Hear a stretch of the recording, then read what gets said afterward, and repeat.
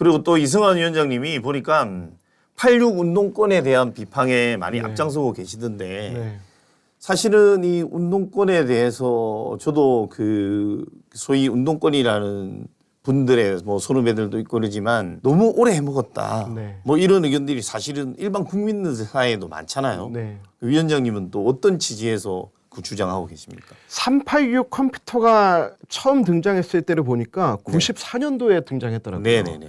그 386 운동권이라는 얘기가 그때부터 나왔습니다. 네네. 지금 딱 30년 됐거든요. 네네. 보통 인간의 한 세대를 한 30년 정도 보잖아요. 네네. 그런데 그때부터 등장해서 그때 이제 김대중 정권 만들고 네네. 노무현 정권 만들고 네네. 문재인 정권 만들고 네.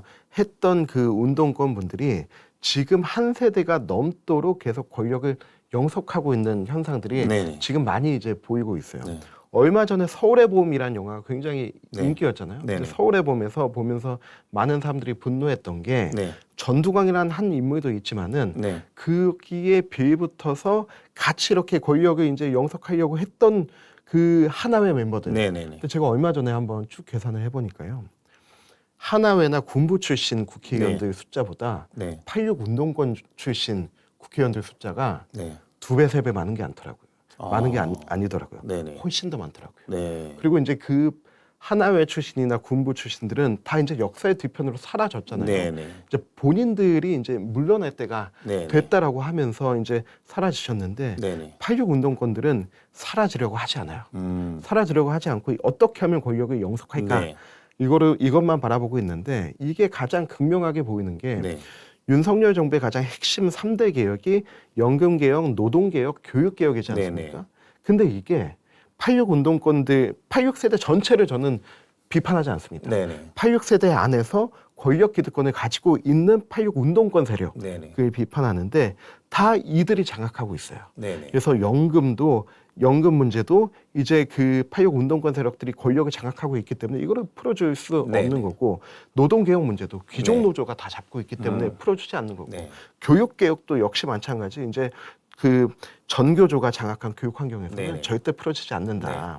근데 이들이 이렇게 권력 의지를 가지고 뭔가 더 좋은 세상을 만들려고 하는 게 아니고 네네. 우리가 계속해서 봐왔던 조국 사태라든지 네네. 윤미향 사태라든지 네. 이런 걸 보면서 본인들의 단순히 권력 유지를 위해서만 지금 네. 이런 것들을 활용하고 있다라고 하는 게 보이는데 저는 이들이 스스로 절대 물러나지 않을 거라고 봅니다. 물러나게 해야 됩니다. 물러나게 해야 되는데 이거를 민주당을 보면서 굉장히 제가 답답했어요. 민주당은 지금 총선에서 그 86세대와 B86세대가 좀 싸워야 되는데 네네. 그런 게 전혀 없이 친명 비명 싸움에 그냥 가로막혀서 네네네. 다음 세대가 보이지 않는 거예요. 네네. 그래서 이제 우리부터라도 네. 우리 지역구 안에 있는 86세대와의 싸움을 시작하자. 네네. 그래서 동부베이트 같은 경우도 저는 그 전대협 출신의 총학생회장에 했던 박홍근 의원과 네네네. 그리고 도봉의 김재섭 위원장은 또 그 그 운동계의 대모인 인재근 의원과 네네네. 그리고 또 그 강동의 우리 이재용 위원장은 또 학생운동가 출신의 이해식 의원과 네네. 이렇게 해서 우리가 하나하나 이들을 깨어나가는 네네. 그러한 싸움을 하자라고 네네. 하고 열심히 하고 있습니다. 네. 지금 말씀하신 대로 그런 것 같아요. 이게 그냥 운동권 전체를 비판한다기보다는 네. 그 386 세대가 30년 사실상 독재에 가깝게 장기 집권을 했는데 선량한 일만 하면 칭찬을 하겠지만 네. 독재도 문제인데 소위 말하면 내로남불이라고 네. 이제는 기득권이 돼서 네. 이제 사실 그 기득권을 이용해서 불법을 저지르고 횡포를 하고 네. 이러니까 사실은 이제 좀 사실 그 민주당 내에서도 비판의 목소리가 나오고 있고 좀 젊은 층에서 좀 나와서 이 소위 말하면 세대 교체가 좀 돼야 되지 않느냐 뭐 이런 비판들이 많은데 거기에 대해서 조금 더 강하게 말씀을 하시는 거네요. 네. 왜냐하면 스스로는 안 물러나니까 그럼요. 절대 물러나지 거의 않습니다. 하나의 수준보다 더하다는 거죠. 네, 더합니다. 그러니까 그 사실 그 서울의 봄 영화도 저는 아직 못 봤지만 네. 어쨌든 그 집권의 과정에서 쿠데타라는 문제가 있고 또 집권하고 나서 그 사람들의 그 사조직이 네. 계속 기득권을 누리면서 뭔가 이 권력이 뭔가 국가재산이나 뭐 이런 여러 가지 비리를 저지르는 이런 네. 것들이 지금 보면 국민들 입장에서는 어떻게 저런 일을 할 수가 있지? 저렇게 나쁜 놈들이 있었지 하는데 지금 일부가 그런 식으로 변질되고 있고 네. 장기 독재하고 있는 거잖아요. 제가 그 군부 시절은 1인 독재지 않았습니까? 네네네. 근데 지금 86 운동권들은 연성 독재. 이게 자기들끼리의 끈끈한 네트워크가 이런 네네. 걸 통해 가지고 네네. 우리끼리 해먹자라고 네네. 하는. 그러니까 1인 독재 같은 경우는 분명한 악의 대상이 보이는데 연성 독재는 그게 보이지 않는 거죠. 보이지 않으니까 이거 누가 우리를 지배하고 있는 건지 보면은 각 분야 뭐 이제 정치, 네네. 경제, 네네. 언론, 시민사회 단체를 보면은 그 각 분야에는 네. 그들의 네트워크로 다 연결되어 있는 게 굉장히 무서운 거죠. 그러니까 사실 지금 어찌 보면 일반 국민들이 정치권에 향해서 실망을 느낀다든가 네.